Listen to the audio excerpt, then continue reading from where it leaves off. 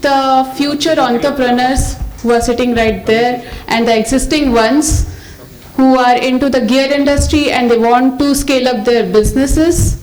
And to begin with this session, I would like to call Mr. Sumit, who has an experience of 20 plus years in the sector of finance. He is also a chartered accountant by qualification and also the CEO of Trusted Advisors. All right. Good afternoon, everyone. I know this is I think this is the last session, right? Sushmita? Yeah. This is the last session of the day. And I had a round across the both halls, and I know that it must be very tiring for all of you for the last session. So I'll try to keep it as brief, as relevant as possible. Not entertain, but try to take topic in such a way that you will not feel bored. I know finance is a topic which is something that people don't want to dwell into too much. I've been doing it for last 20 years, and I always feel how people will react to it when we have to discuss more into the finances. So this is a simple topic. There's one small printout which is circulated by Susmita just now. Go through later on. We'll discuss it. We'll discuss different topics right now.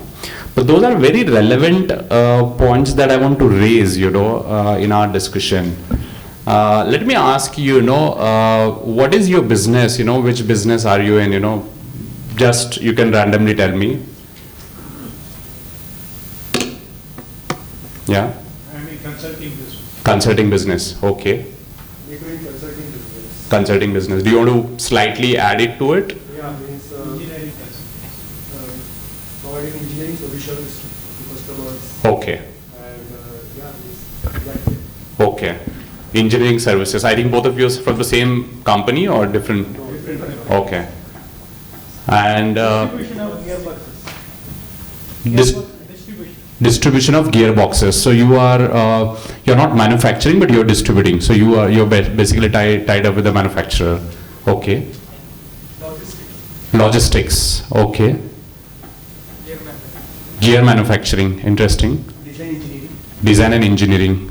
Sir, I know about you a lot because I've always read your articles also in the magazine. I'm happy to see you. Technical consultations. Okay. Technical consulting. Okay. So, can I say that all of you are in solving some or the other problem for your customers? Yeah, can I say that? Just to take it to the more relevant point, what you are. I mean, you're solving your customer's problem, correct? Be it gear manufacturing, be it logistic, or be it services or technical aspects of the business and so on. Will you solve this problem for your customer if customer doesn't pay you? You will? Because of the relationship, past relationship. Okay. If it is new, something to talk about. If you know somebody, we talk that future business with. Okay. Depends on the first customer. Maybe it needs some time. Maybe he has come out with certain steps before giving you the solution. So, that can be not as a repetitive. Not repetitive work. Yeah, that's very hard. That's very hard to do it. Let me rephrase my question, will you do what you are doing if your customer doesn't pay you? We won't do, right? So primarily what I'm trying to say that we are in the businesses of making money. Okay, our method of making money is different. For someone it is logistic, for someone it is gear manufacturing, for you it's providing services for gear manufacturers or other manufacturing companies, or it could be distribution. Okay, so method of making money is different, but primarily we are in the businesses of making money. Okay, agreed so far? So my next question after this is, who is finance person in your business? Like if you're 2 people, 3 people, 5 people, 10 people or 100 people company, whosoever is a finance person, it could be very blunt, you know. If someone asks you, who is a finance person in your business? I'm sure someone, I mean, I can't say, I can't believe that there's no one. No, it's me myself. I said myself because I take the decision. Okay. And how many people are in your business? 4 people. Okay. And you take which decisions? Whether to take the order or not. Okay. Whether it is commercially viable. Okay. Whether I should pursue with this or drop it. All these things. And other 3 people, what do? They're largely executing it or? Execution. Okay. Anybody wants to answer? Yeah, you want to answer? Who is finance person? Before that, can you tell me how big is your team? 2 people, 3 people, 5 people, 10 people? So we are working with 350 people, okay. And as a core team member, if I can ask? core team member, they are 5. There are 5, okay.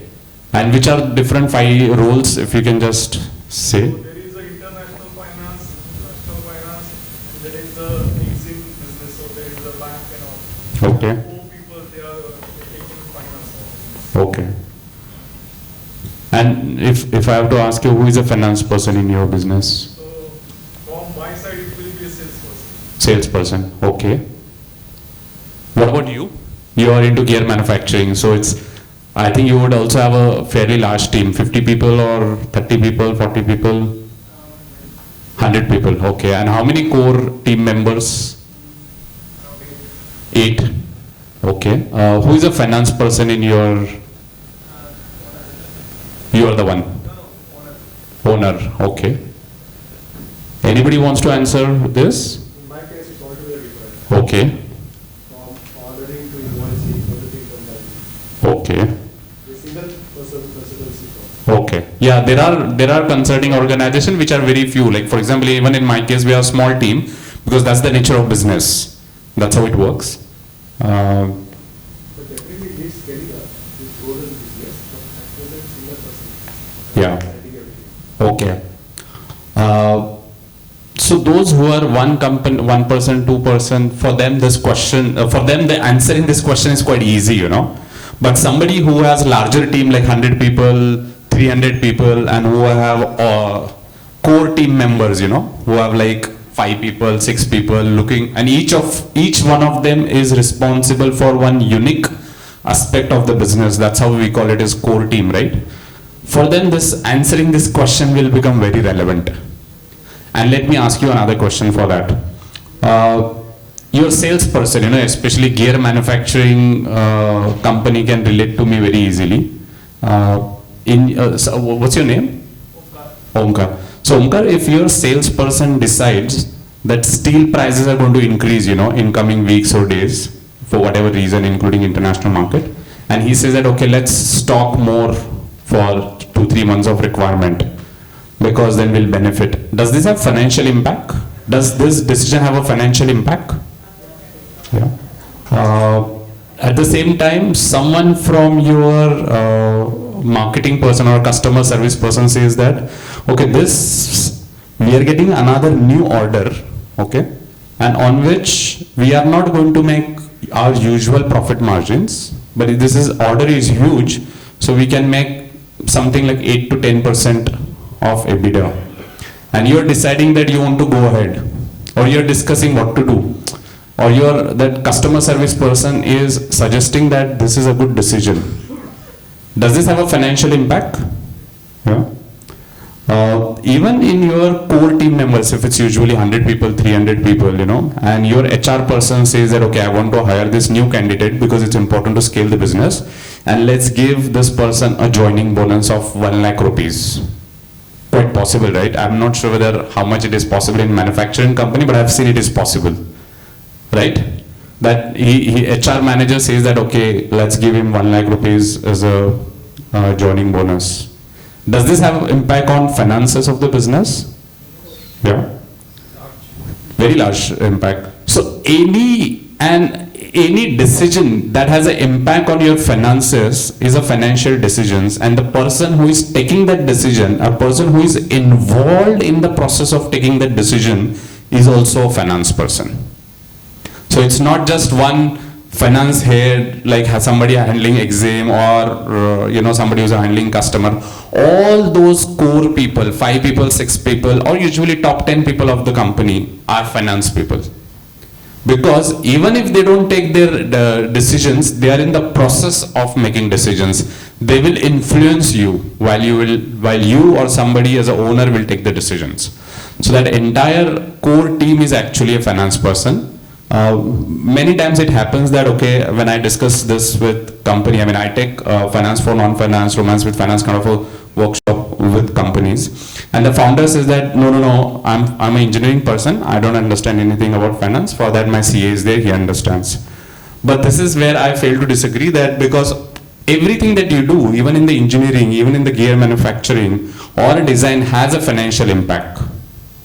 So let's remove this thought from the head that I'm not the finance person. I'm also the finance person for my business. This is what I used to practice for 15 years. Yeah. I'm not a finance person, but the chief accountant, trader, they all report to me. But we used to talk about financial planning. Correct. Financial planning in a financial year. In the beginning of the first one, review the second one. Review is not a change in strategy to reach a goal. But the responsibility of the financial planning was equal.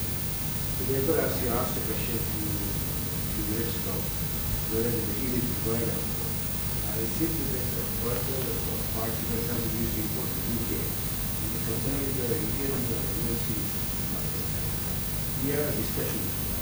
Like you assure us that you can or I buy from 5 tons of high-speed steel from you, or 6 tons, you are committed. You want to get give you a support of guarantee from the corporate guarantee. Yes. But you are committed to me. With a delivery date, we say, roughly around this time. So you feasible for him, or you cannot do a blind check or something. You also have to deliver. So we give that milestone. And once it comes, based on that, we fix our selling price and availability of delivery. Not that we wait till the end, and I have to make say 1,000 goods and we so many things and all of these things. So for that, how much money has been got, what should be looking at. And this we generate through MIS, or relative information system, and take decision from that. And that's about 20%. Good, I just want to break here. The question here was, who is a finance person? When you want to scale your business, okay, how you will scale? You will definitely have more team members. And if you're going to take all the key decisions, will your team members who are smart, will they like? So I'm not discussing your own business. I'm talking in general. So whenever you want to scale the business, especially the manufacturing business, service business, you're going to attract a talent in your business. And in the days of today, that there is a less talent. The talented people wants to be valued. They want to take decisions. And your entire team, who is taking decision has repercussion on finances. And since the entire team, which is a core team, is a finance team, it's very important to learn what are the rules of making money. It doesn't just have to sit with you, but it also should be with everybody in the team, right? Because even in the logistic business, if they are taking some decision which has some implication on the cost, and if they do wrong decision, it's going to impact your finances, isn't it? So that is the thing, that your entire core team member is actually a finance team. The next question is very relevant because depending on what the answer is for this is going to decide what you would actually should do to improve the finances of the business.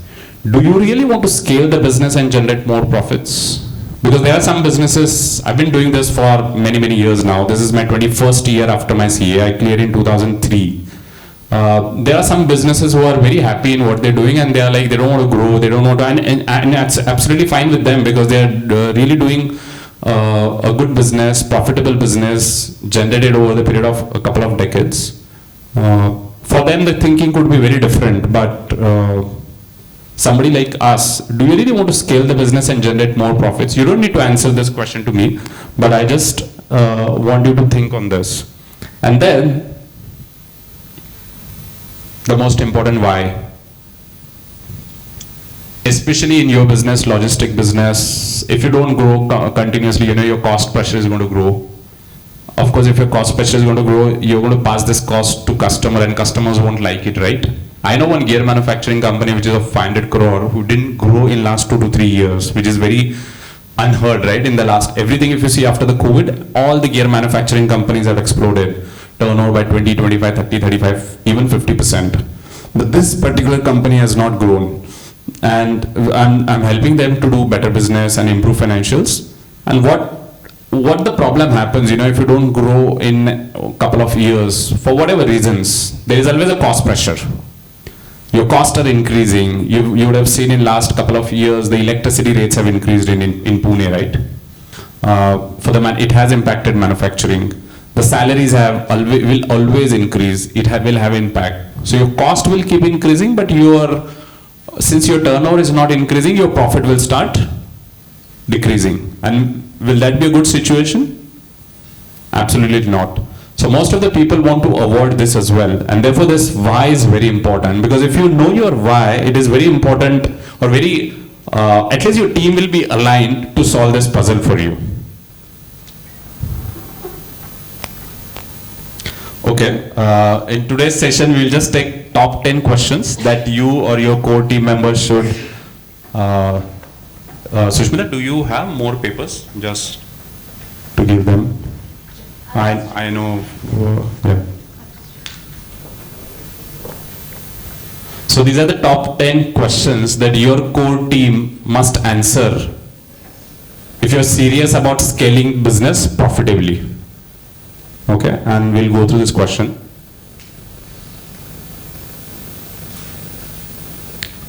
First question. Do you know why customers buy your products? And what can happen due to which they will not? It's a very straightforward question, very difficult to answer. When I do this workshop with the core team members, we realize answers are very different. The real answers are very different than the surface. We did one project with a milkshake company in Delhi. They sell around metro. And obviously anybody who is buying milkshake is very clear, why are you buying milkshake? Because of course you want to drink milkshake and have a nice time, that's all. But when the deep customer survey was done, actually, and this is what my team did, the consumer who was buying milkshake was because when they were sitting in metro, they just wanted something to mulch till the time their journey is there.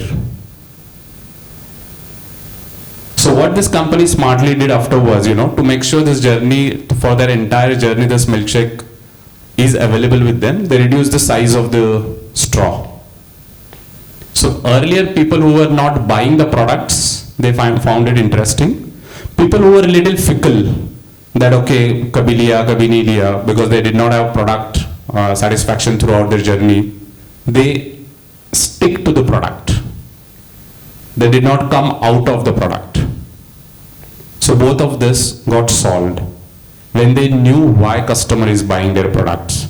Typically in gear manufacturing, why I'm talking a hardcore gear manufacturing company who does any kind of a gear like spur gear, helical gear, bevel gear, all of it. Why their customers are buying? Speed of delivery, probably, and the cost. If these are the things why customers are buying products, what is that one has to do so that it shouldn't happen that tomorrow customers won't buy? So how your internal team, operational team is thinking that to solve these two puzzles in your business, the customer will keep buying products from you. So it's a very important question to answer, why customers will keep buying from you. Because they will always have more options and that eventually will impact your finances. With me on the first question, no comments, right? It is being done Yeah. in a different way.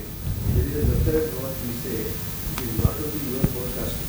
Your forecast primarily depends on how the customer forecast their business. So when the team is working on a product, it is certainly different. we go into segments of market where the GTI is or where it is. What is the plan in the next 2 years?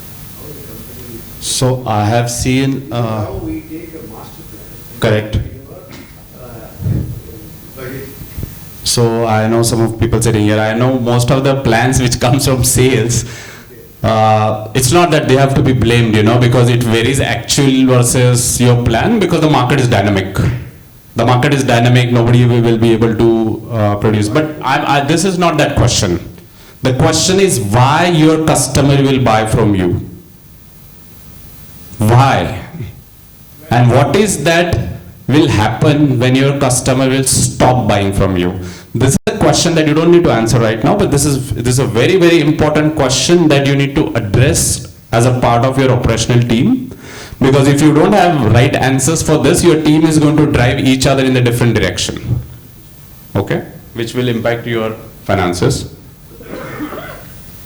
Second most important question, how confident are you that the capex that you will make will generate cash flow before your liabilities will kick in? What happened to Jet Airways? One of the most successful company few years back, today doesn't exist because of that excess debt, excess capex. Videocon. A lot of companies who have invested when there is no market, or they over projected the market, or they were not aware whether they can build profits or generate cash from the capex before their liabilities kick in.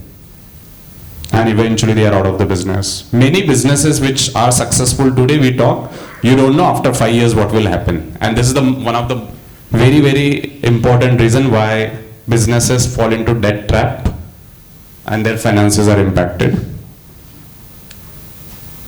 Very valid for gear manufacturers, even the logistic people. Are you 100% sure that you know your good and bad cost? And all costs are not bad. Okay, there are certain costs you must incur because they are good from customer point of view, your growth point of view. And it's very important that you should know your variable, semi-variable and fixed cost. And if your organization internal reporting is not giving you this clarity from their accounting system, then it's quite likely that you are pricing your product wrong. Okay? Very, very likely that you're pricing your product wrong, and that will impact your business as well. And once it starts impacting business, it will impact finances. Fourth question. Does your internal strategy meeting consider factors such as M&A, business valuation, okay, and disruptive strategy? First of all, is there such kind of a meeting that you do as operational team members, owners of the business or CXOs of the business to have your internal strategy meeting at least once a month? And do you consider these factors? These are the days where permanent business concept is gone, Somebody who is doing very good today may not do good 2 or 3 years down the line. Therefore, buying and selling businesses has become very common. It was always very common in US. It is getting momentum in India also. Especially, it is still very high for large businesses. We see that, okay, businesses are being bought and sold quite often. Small business, it is not happening that much, but it is going to happen. Disruption is always happening. There are some other solutions that are coming in the market that will take away your products. We have seen Nokia versus smartphones and so on. We have seen Canon versus the way camera has come in everybody's pocket. So disruptive things will happen, and because of which each and every business has a threat that they will be thrown out of business. So it's very important that not to disregard important elements of the strategic elements such as mergers and acquisition. Do you want to sell business at the right time? Don't get emotionally attached to your business. You are different than your business. I spoke to a few owners and they said, no, we will never sell our business. We'll never sell our business. Why? And then after 5 years, 300, 400 crore turnover food manufacturing company, consumer products manufacturing companies. But today there are no buyers for them. 60, 65, 70 years old, still running the business. And this also happens for 1 crore, 2 crore, 3 crore, 5 crore, 10 crore companies. As much as it is important to satisfy your customer needs, it is equally important for you to plan strategically for your business. What is that you're going to do? Because your business may also have expiry date. So, and of course it's going to impact your finances. Manufacturing companies, logistic companies, again very important. Even it's very important in the service companies. Do you build profits or cash? Do you know it? And how do you measure? Can somebody say how do you measure if you're making cash or profit? Very quickly, in a couple of or 1 or 2 words. How do you measure and how frequently do you measure?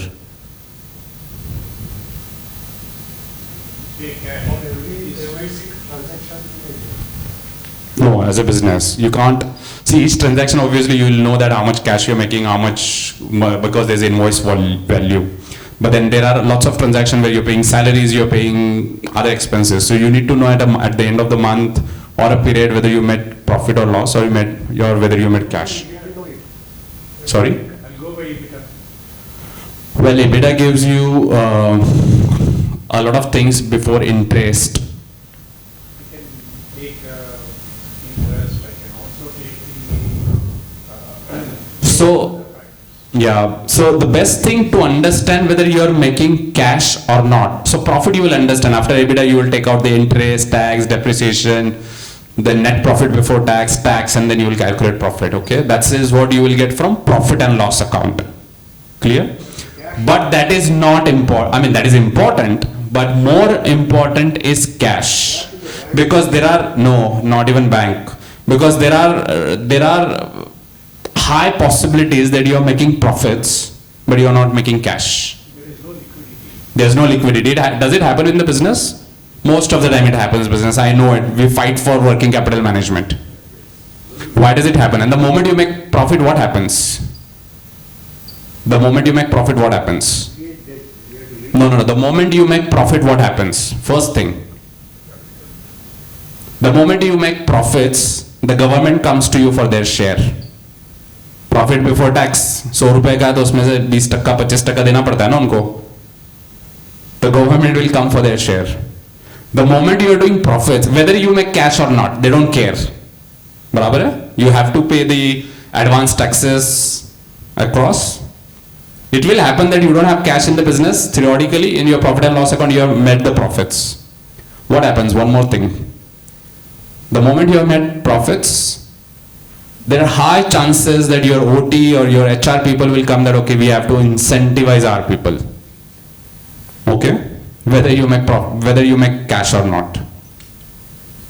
But you are in the businesses of making money. And to understand whether you are making money or not, it's very important to study free cash that your business is generating, and that is possible to know only through your cash flow statement.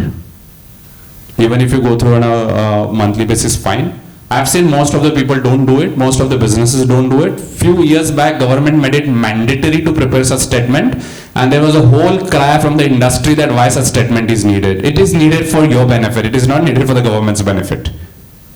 And that is the only statement that will tell you if you are really making money in the business. Otherwise, you will keep growing your business, but you are not building cash. And that happens with all the company which are growing. Everybody who is growing will never make cash because they keep investing in the working capital. Okay, so this is an important question to address. Who educate you on core financial aspects of your business? Many times I have seen none. They learn by their own mistakes. Is it good to learn through the mistakes, especially on these matters? It could be very fatal. It can make your company die, literally. Especially people who have exposures to export market, import market. You know it, how pricing can impact. And if you don't take a right decision in small period of time, it can just eat away your profits. So it's very important to educate your core people on the financial matters. next important things, are you able to spot holes in your balance sheets? Something might be wrong. Are you able to spot that? Can someone give me a few examples? What could be problem in the balance sheet if you look in the balance sheet? First, it can happen that you are, sorry. Valuation of assets can be wrong. Yeah, but typically assets, you mean fixed assets? Fixed assets have been always valued at the cost at which you bought and then depreciation. So that could be a case that, okay, your land is worth different today, but you bought it different. So that's a different question altogether. But what could be whole? The whole could be probably you bought some assets, but that you are not using it today. Does it happen? Underutilization, no utilization, assets not in use. We overlook it. More assets which are underutilized is going to impact your finances. You will have lower asset turnover, lower profitability. If you just put those assets, make them more and more sweat, you will make more money. That's one example. What could be the another example that your balance sheet might have some holes? Finished by the end of the financial year, immediately when we are closing, there are certain things, for example, you keep the shifting, even building, you should have done. But then that becomes outstanding in the need. You are not able to get the outside, you use it before, the first one. Yeah, because it's just sitting with you. Many times this happens. To report the sales, you invoice it, but you don't dispatch. Does that happen? Your debtors are increased, your sales have increased, you already increased profits, you have given share to the government also, because if it's a year end, of course you have to give you have to pay tax. It's a big hole. Okay, this you will correct in a quarter for sure, but there could be cases where your inventory is not getting, inventory pile up, inventory is not getting sold. So how do you look at it? How will you arrest this is very important, So it's not just profit and loss account, cash flow, what I told you, but the balance sheet and understanding what are the holes there, because that can directly add to your profits. That's how it is important. Do you know what is that financial statement don't tell you and how it can mislead you? By the way, how many of you go through financials of your company, let me say on a monthly basis? How many of you comfortably are able to understand balance sheet and profit and loss account and cash flow every month? If you're confident, you can just raise hand. If you're not confident, don't raise hand. One. Exam में अपन pass हुए क्या fail हुए, that we see, right?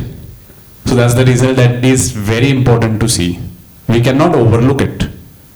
We realize in the first question, in which business are we in?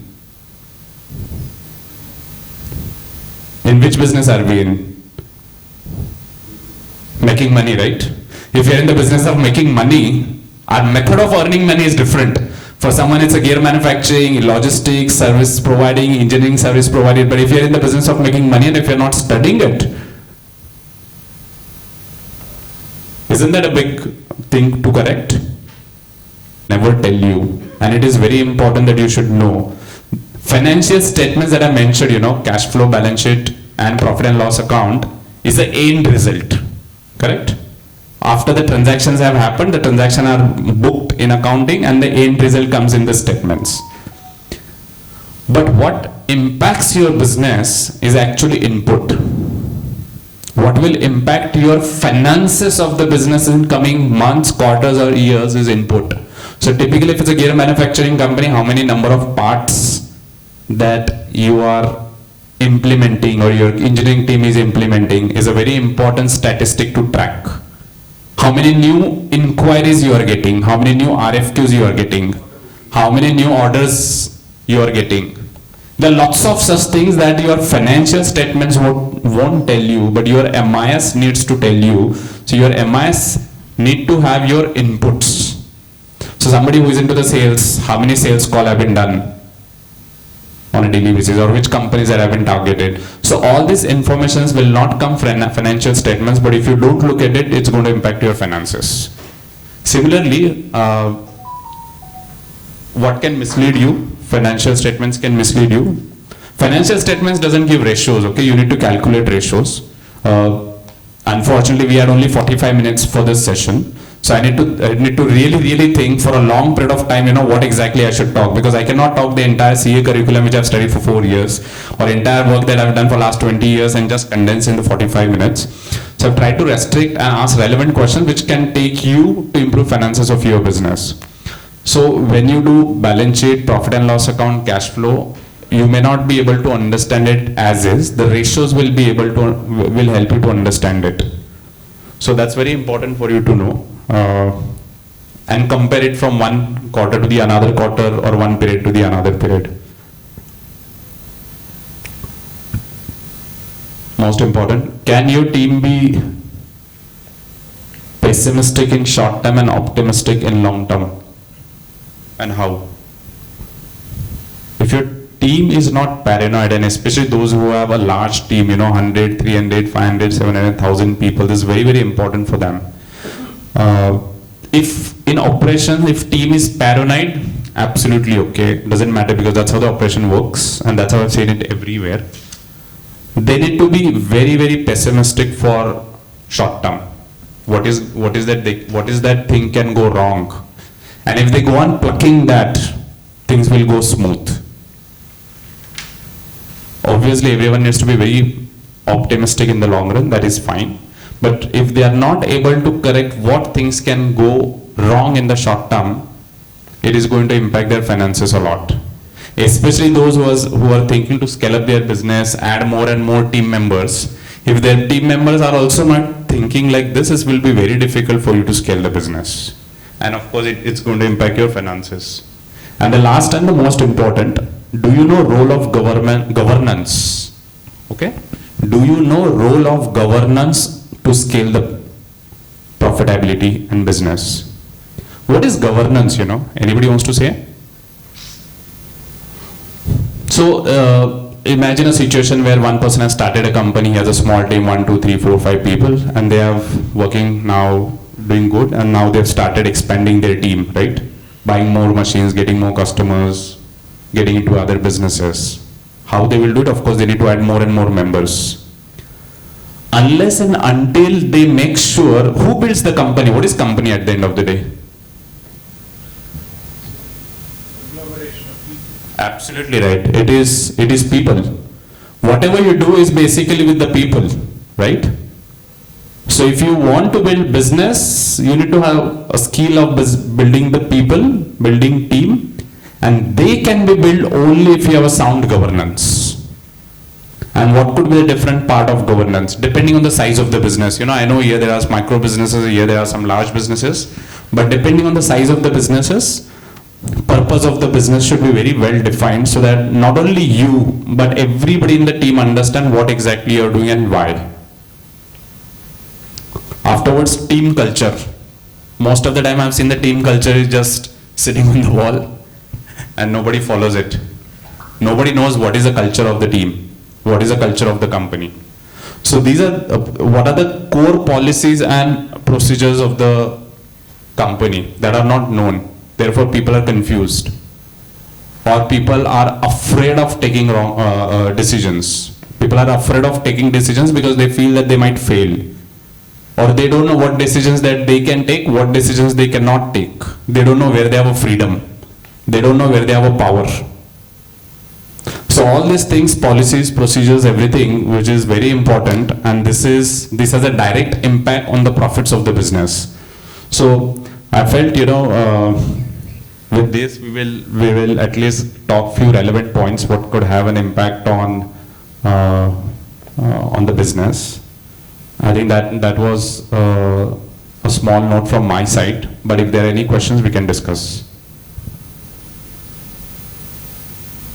I have one question. Yeah. After reading the question number 8, do you know what is that financial statements don't tell you and can dispute you? So here we talked about these are the end results, like profit and loss account, Correct. and the balance sheet, dashboard. But it doesn't tell you about the inputs. Yes. The inputs are like, marketing and, order booking, inquiries, RFQs, all those things. Correct, future. Yeah, future. Now what happens in any organizations, these two things are well by two different groups of people. In a large organization, Absolutely. like stock, or it's a public listed company, or big organizations I'm talking. So, what my question is, what do you think these two groups cannot mingle because of their discipline, because of their education, because of their role in the organizations? They can understand each other's role, but they cannot really take part in execution of that role. For example, an accountant cannot take part in getting orders for gear manufacturing. Okay? And the same person, the person who is highly technical, he may not understand in depth both the end results. Okay? Now my question to you is, out of these two groups, who should be the leader of the organization? Who should become or who should be the real top organization? Correct. So and what is that? I have a different opinion on this because I see many companies and what they are doing and how they really manage this. But what according to you, from these two group of people, as they grow in their own respective organizations, or the same organizations rather, when they grow up, they become senior, mature, both have their own capabilities in their respective groups, in their respective cities. But I can talk, the management has to be one. The foresight and the person who is taking ahead for the growth of organization has to be one. So who would be the one? So typically into very, very large companies which are listed and all, the governance structure usually is defined. Whether it is followed or not is depending on the company. So there is a board, okay, there is a board of directors. Then there is the core management team, which includes all the CXOs, including CEO, CFO, chief marketing officers, if it is a technical company, CTO, etc. These, how fundamentally it works is basically board is answerable to shareholders, okay, for the how the business is doing. So board is answerable to shareholder. If it's a listed company, definitely once in a year through an AGM, but once in a quarter giving the financial results. There is always a conference call that happens for all the listed companies to discuss the financials, and the who is representing shareholder? Analysts are representing shareholders. The analyst asks the questions. If there are no satisfactory answers, you will see the moment the results are out, same day, next day, there is an under circuit of the script, or if, of course, if the results and answers are good, the script is doing good. Recently it happened for Angel One, the moment results came out, the stock was 10%, 15% down. It happened with HDFC also. I'm giving slightly deeper answer and then coming to your question. So this is how it works in corporate, because there are many shareholders. They are basically represented. There are small shareholders, there are institutional shareholders, and they have access to the board every year and also every quarter through a conference call that happens, and once in a year in a very structured way.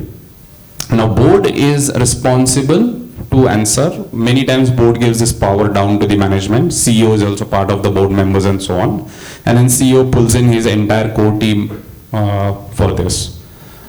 For all practical purpose, board is not going to function on day-to-day operations, right? They are going to come once in a 2 months, 3 months, depending on the rules, regulations that are decided as a part of a corporate governance. Operational management team is responsible for day in and day out what happens. So they are the one who are responsible to see the financial statements closely, the trend, what you're saying, what has gone wrong, or what is about the orders, RFQs, or what can happen in future. So their entire core management team is responsible, to answer your question. But when it comes to the MIS people, they may not have that. They will see it, but they may not have influence on their role is defined. Their role is probably defined to give input to the decision makers, but they may not be able to influence anything beyond. No, but at the end of the day, it's an organization. Like, I would like to give an example of an engineering person. There has to be one person at the top who takes the lead in driving the organizations towards growth, towards sustainability, or whatever it is.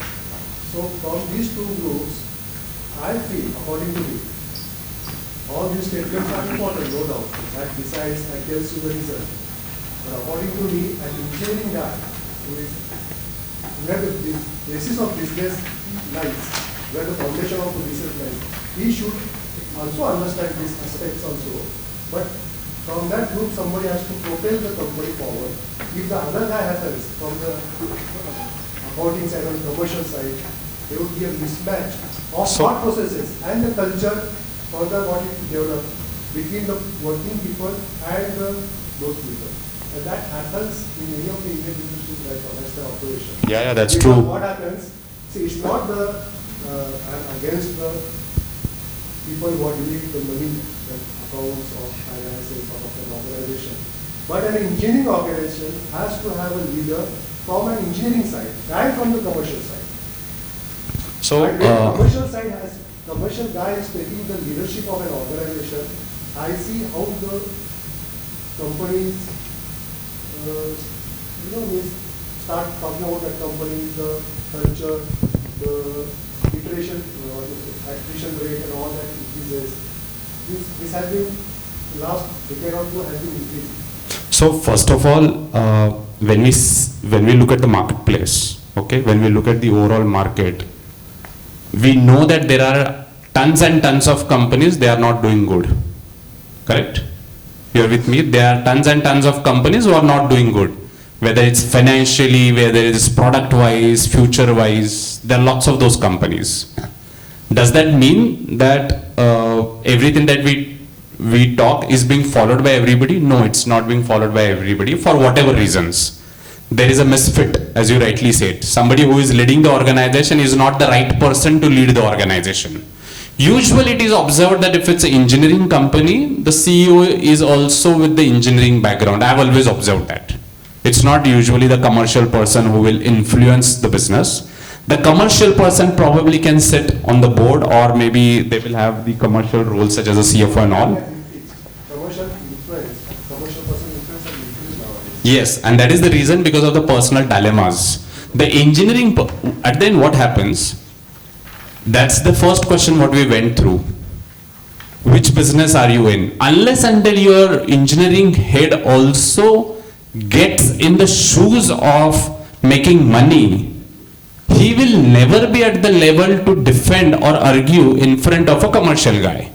So this is an awareness that even engineering person needs to get into that. Okay, I'm coming from an engineering background, but since I am in the decision making process, I am also a finance person. Then only he is able to argue his comments in front of the other members who are coming with a much deeper commercial insight. Otherwise, but what you say is absolutely happens. I know many companies where there is, and I'm sure all of us knows, okay? I'm very, very sure that all of us knows. There are companies who are led by engineering people. Of course, they have their own personalities, because of which that has some implication on the business, many implication on the business, and the company is not doing good. And by the time it is realized, it is too late. It happens many times. And therefore, you cannot just give these financial decisions down to the accounting team or somebody who is leading accounting. And then what is accounting? Accounting is basically when the transaction has happened, they get the note. If it's a sales, they get the sales invoice. Of course, there's a process before sales order and all. Forget about that. But they get the sales invoice. The sales invoice is the basis for them to do in accounting. Same goes with the purchase, same goes with the salary. So they are basically accounting all the decisions or all the facts that has happened in the business. Their role does not influence finance of the business. They are bookkeepers. They maintain the record and then they give you. The moment the finance people are entering for decision making now, Yeah. at least in my experience, what I have seen, when something going on for business discussion for capex, Yeah. by the time the finance people are involving, the decision making is getting delayed. End of the day, when the decision is taken, at the time we are missing the bus. That's the reason I said, question number 6, who educate you on core financial aspects of your business? That's very relevant. And it happens everywhere. You are not wrong. And I have also seen. Everybody has their own agenda. Things get delayed, and that is the reason you alone is not a finance person.